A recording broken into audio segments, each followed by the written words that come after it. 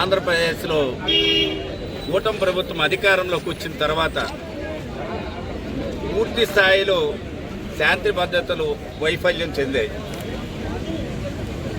ఉద్దేశపూర్వకంగా వైఎస్ఆర్ పార్టీ కార్యకర్తలపైన, నాయకులపైన, ప్రజలపైన నిర్ద్వందంగా ఇంట్లో జొరబడి అధికార మదంతోనే అధికారులను అడ్డకు పెట్టుకుని పోలీసుల్ని పక్కన పెట్టి దాడులకు పాల్పడుతున్నారు.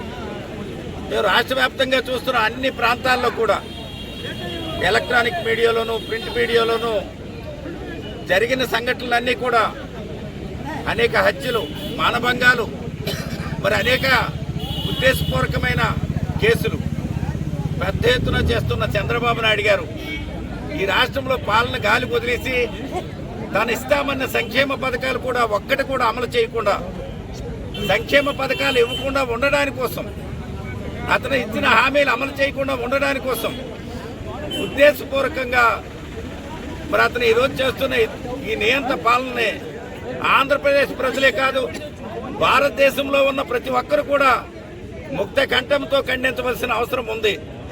ఎందుకంటే ఈవేళ మనం చూస్తున్నాం, టెక్కల పోలీస్ స్టేషన్కి వచ్చాం, పోలీసులు కూడా లోపలికి అలౌ చేయకుండా ఉద్దేశపూర్వకంగా గేట్ దగ్గరే నిలబడి మీరెవరూ లోపలికి రావడానికి వీల్లేదు అని చెప్పి ఇక్కడికి వచ్చిన ప్రజాప్రతినిధులు, 4 మండలాల్లో ఉన్న ఎంపీపీలు, జడ్పీటీసీలు, మండల పార్టీ ప్రెసిడెంట్లు, సర్పంచులు, ఎంపీటీసీలు, వీళ్ళు ప్రజలతో ఎన్నుకోబడిన ప్రజాప్రతినిధులు, వీళ్ళకి కూడా లోపలికి అలౌ చేయకుండా ఉద్దేశపూర్వకంగా గేటు ముందే నిలబెట్టి రిప్రజెంటేషన్ తీసుకునే దౌర్భాగ్య ప్రభుత్వం ఈరోజు నడుస్తుంది ఆంధ్రప్రదేశ్లో. మనం చూస్తున్నాం ఈ రాష్ట్రంలో జరుగుతున్న ఈ అరాచకాలని భారతదేశంలో ఉన్న అన్ని రాష్ట్రాలు అందరూ కూడా ఖండించవలసిన అవసరం ఉంది. మేము అడుగుతున్నాం, ఎందుకంటే ఇలాంటి పాలన మనం ఎప్పుడూ చూడలేదు. గడిచిన 40 సంవత్సరాలుగా ఈ రాష్ట్రంలో అనేక ప్రభుత్వాలు ఏర్పడ్డాయి, అనేక మంది ముఖ్యమంత్రులుగా చేశారు. ఈ దౌర్భాగ్యుడైన ఈ చంద్రబాబే గతంలో కూడా ముఖ్యమంత్రిగా చేశాడు.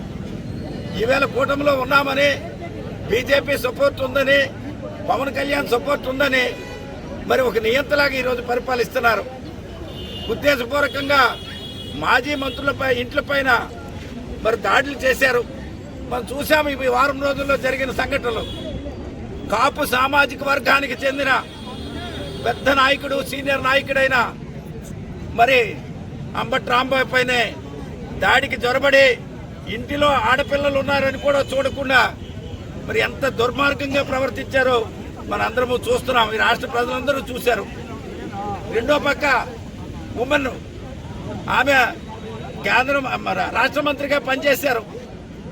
చాలా ఆనెస్ట్గా ఒక వెనుకబడిన కులానికి చెందిన వ్యక్తి, బీసీ సామాజిక వర్గానికి చెందిన వ్యక్తి, ఆమె పైన కూడా కారులో వెళ్తుంటే కారు ఆపేసి దాడులు చేశారు. మరి అలాగే మరో వ్యక్తి జోగి రమేష్ గారు, గౌడు సామాజిక వర్గానికి చెందినవారు, బీసీ కులానికి చెందినవారు, ఆయన పైన కూడా దాడి చేశారు. మేము అడుగుతున్నాం చంద్రబాబు నాయుడు గారికి, నీకు బుద్ధి లేదనిలా కనిపిస్తుంది. నిన్ను సమర్థించిన పవన్ కళ్యాణ్కి అంతకంటే బుద్ధి లేనట్టుకుంది. నీ కొడుకు లోకేష్ రెడ్ బుక్ రాజ్యాంగం అంటున్నాడు. ఇప్పటికే 2 సంవత్సరాల పదవీ కాలం అయిపోయింది మీ బతుకు. రేపు వైఎస్ఆర్ పార్టీ అధికారంలోకి వస్తే మీరు రాష్ట్రం వదిలి పారిపోవలసిన పరిస్థితి వస్తుంది. మరి ఈరోజు ఇంత పెద్ద ఎత్తున దాడులు జరుగుతుంటే ఏ వైఎస్ఆర్ పార్టీ కార్యకర్త కానీ, నాయకుడు కానీ మీరు చేస్తున్న ఈ దురాఘాతాలని రేపు అధికారంలోకి వస్తే ఎండగట్టవలసి వస్తుంది. ఎందుకంటే మీరు ప్రజలపైన దాడులు చేయించారు, కార్యకర్తలపైన దాడులు చేయించారు, ఇప్పుడు నాయకులకు భయపెట్టడానికి దాడులు చేయిస్తున్నారు. మేము అడుగుతున్నాం, వైఎస్ఆర్ పార్టీ తరఫున చంద్రబాబు నాయుడు గారు, నీకు పాలన చేత కాకపోతే మీరు ముఖ్యమంత్రి పదవి నుంచి వైదొలగండి. మాకు చేత కాలేదని నిస్వార్థంగా ఒప్పుకోండి.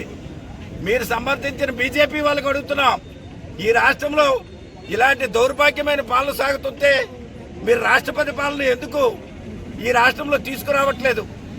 ఏ రాష్ట్రంలోనైనా భారతదేశంలో ఇంత విచ్చలవిడిగా దోపిడీలు కానీ, దొంగతనాలు కానీ, మానభంగాలు కానీ, అరాచకాలు కానీ ఏ రాష్ట్రంలోనైనా జరుగుతున్నాయా? బీహార్ లాంటి రాష్ట్రంలో కూడా ఈవేళ శాంతి భద్రతలు కంట్రోల్గా ఉంది.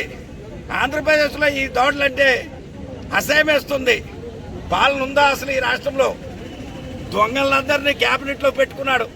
ఇక్కడున్న అచ్చెన్నాయుడు రాష్ట్ర క్యాబినెట్లో ఉండి పోలీసులు దొబ్బు తినడానికి వచ్చారా అని చెప్పి గతంలో దుర్భాషలాడిన పనికి మాలిన రాష్ట్ర మంత్రిత్వం ఈరోజు రాష్ట్రం కోసం ఎప్పుడు నిరంతరము అతను పదవి కాపాడే కోసం జగన్మోహన్ రెడ్డిని తిట్టడం, వైఎస్ఆర్ పార్టీలపైన కేసులు కట్టడం, వైఎస్ఆర్ పార్టీ కార్యకర్తలపైన దాడులు చేయించడం, ఇది వీళ్ళ సంస్కృతి. మేము అడుగుతున్నాం వైఎస్ఆర్ పార్టీ తరఫున, ఈ దాడులు మీరు ఆపకపోతే ప్రతి దాడులు రావాల్సి వస్తుంది. ఈ పోలీస్ స్టేషన్లు ఆల్రెడీ పసుపు రంగేసుకొని ఈవేళ పోలీసులు ఇక్కడ ఉంటున్నారు. ఇక్కడున్న సిఐ తెక్కలే టౌన్ సిఐ అయిన వ్యక్తి, నేను అతనికి చెప్తున్నాను, ప్రజాప్రతినిధులు ఫోన్లు చేస్తే కూడా మీరు ఫోన్ ఎత్తలేని పరిస్థితిలో ఉన్నారు. మేము ఎందుకు ప్రజలతో ఎన్నుకోబడ్డాం, ప్రధాన ప్రతిపక్షంగా మేము బాధ్యతలు నిర్వర్తిస్తున్నాం. మా ఫోన్లు ఎత్తడానికి కూడా మీకు ఖాళీ లేదా? మీరు ఏం చేస్తున్నారు? అసలు ప్రజల రక్షణ కోసం ఉన్నారా, స్వార్థం కోసం ఉన్నారా? మీ స్వార్థపరుడైన మీ మంత్రిని మరి ఆయనకి తబేదారులుగా మీరు పనిచేస్తున్నారా? ఇది ఎన్నాళ్ళు కొనసాగుతుంది? సిఏ గారు ఇప్పటికైనా మీకు మాకు వ్యక్తిగత శత్రుత్వాలు లేవు. మేము ప్రజల కోసమే చెప్తాము, ప్రజల విషయాలే మీ దృష్టిలోకి తీసుకొస్తాము. మీరు దాన్ని కూడా ఫోన్ ఎత్తలేని పరిస్థితిలో మీరు ఉంటే రేపు మా ప్రభుత్వం అధికారంలోకి వస్తే ఇండియాలోనే మీరు ఉద్యోగం చేయడం కష్టమైన పరిస్థితి వస్తుంది. ఒక్క ఆంధ్రప్రదేశ్లే కాదు, ఎన్నాళ్ళు మీకు ఇలా సాగుతుందని అడుగుతున్నాం. ఇది అచ్చెన్నాయుడే శాశ్వతంగా ఉండిపోతాడా? అచ్చెన్నాయుడే ఇలాంటి తెలుగుదేశం అధికారంలో ఉండిపోద్దా? మరి ఏ ప్రభుత్వం రాదా? ప్రజలకి రక్షణ కల్పించవలసిన పోలీసు వ్యవస్థ ఇంత దుర్మార్గంగా వ్యవహరిస్తుంటే మేము ఎవరికి చెప్పుకోవాలా? ఇది ఇక్కడ జరుగుతున్న సంఘటనలు. ఈ మధ్య కాలంలోనే మేము చూసాం. ఈ పక్కన మరి కామేశ్ అని సర్పంచ్, అతను తాలూగా భూమిని హైకోర్టు ఆర్డర్ ఇచ్చినా సరే దానిపైన కేసులు కట్టారు. ఆయన వస్తే స్టేషన్కి వస్తే సెల్ ఫోన్ లాక్కొని ఆయనకి నిర్బంధం చేశారు. ఈ పక్కనున్న సాకపేల కొత్తూరు ప్రెసిడెంట్ వాళ్ళు వస్తే వాళ్ళపైన కూడా మీ ఇష్టమిత్రులను ప్రవర్తించారు. ఏ గ్రామస్తుడు వచ్చినా సరే విపరీతమైన దుర్భాషలతో మాట్లాడుతున్నారు. మీరు ఇలాగే ప్రవర్తిస్తే పోలీస్ స్టేషన్ల పైన మేము దాడులకి వెనక్కి తగ్గమని చెప్పి ఈ సందర్భంగా పోలీసులకు మేము హెచ్చరిస్తున్నాం. మీకే చట్టం పైన రాజ్యాంగం పైన విశ్వాసం లేకుండా మీరు పనిచేస్తున్నారు. నేను ఎస్పీ గారికి చెప్తున్నాను, డెక్కల్లో ఉన్న పోలీస్ వ్యవస్థ, ఎస్పీ గారు మీరు గమనించండి, ఇప్పటికే ఇక్కడ గంజాయి వ్యాపారం చేసుకుంటున్నారు, అధిక వడ్డీ వ్యాపారాలు చేసుకుంటున్నారు, గ్రానైట్ల దగ్గర దోచుకుంటున్నారు. ఎక్కడ ఏమి దొరుకుతుంది ఉదయం నుంచి సాయంత్రం వరకు ఇక్కడ పోలీసులు దోచుకోవడానికి కోసమే తిరుగుతున్నారు. కానీ ఇక్కడ అతను సామాజిక వర్గం, అచ్చెన్నాయుడు గారి సామాజిక వర్గమైన డిఎస్పీ గారు, 2 సిఐలు, 3 ఎస్ఐలు కేవలము అతని కింద తబేదారుగా పనిచేస్తున్నారు తప్ప ప్రజల రక్షణ కోసం పనిచేయడం లేదని చెప్పి ఈ సందర్భంగా నేను మనవి చేస్తున్నాను. ఇప్పటికైనా ఎస్పీ గారు మీరు కలుగు చేసుకోండి, వాస్తవాలు తెలుసుకోండి. ఇక్కడ జరుగుతున్న సంఘటనలు మీరు క్లియర్గా అర్థం చేసుకోమని ఎస్పీ గారికి రిక్వెస్ట్ చేస్తున్నాం. ఈవేళ మేము పోలీస్ స్టేషన్కి ఈ సంవత్సరంన్నర కాలంలో ఏనాడు కూడా పోలీస్ స్టేషన్ మెట్లు మేము ఎక్కలేదు. కనీసం మేము ఫోన్ ద్వారా చెప్పాము తప్ప ఏ రోజు కూడా పోలీస్ స్టేషన్ వైపు మేము రాలేదు. ఇలా పోలీస్ స్టేషన్ ముందు కూర్చొని మా నిరసన తెలియజేస్తామని చెప్పి ఈ సందర్భంగా హెచ్చరిస్తున్నాం. మరి ఈరోజు చూస్తున్నాం, లడ్డూ విషయాన్ని భూతద్దంలో పెట్టి విస్తృతమైన ప్రచారం చేశారు. తిరుపతి లడ్డూని కలుషితమైపోయింది, కొవ్వు పదార్థాలు దీంట్లో చేరాయి, దీంట్లో జంతు కొవ్వు ఉంది, పంది కొవ్వు ఉంది. ఇలాంటి దుష్ప్రచారంతో అధికారంలోకి వచ్చిన నుంచి చంద్రబాబు నాయుడు గారు ఈ ప్రయత్నం చేశారు.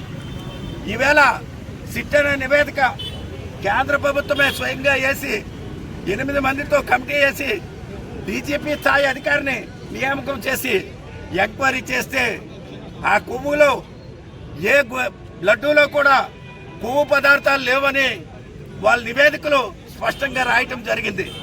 వాళ్ళ ఛార్జ్ షీట్లో ఇవి నమోదు చేయడం జరిగింది. మరి బుద్ధున్న చంద్రబాబు నాయుడు లేకపోతే బుద్ధున్న కేబినెట్ మంత్రులు కానీ ఆయనకి సమర్థిస్తున్న పవన్ కళ్యాణ్ కానీ పనికిమాలిన లోకేష్ కానీ మీకు దమ్ముంటే సిట్ అధికారులు ఇచ్చిన ఎంక్వైరీ రిపోర్ట్ని బహిర్గతం చేసి మీకు సమర్థిస్తున్న మీడియా ద్వారా ప్రచారం చేయండి.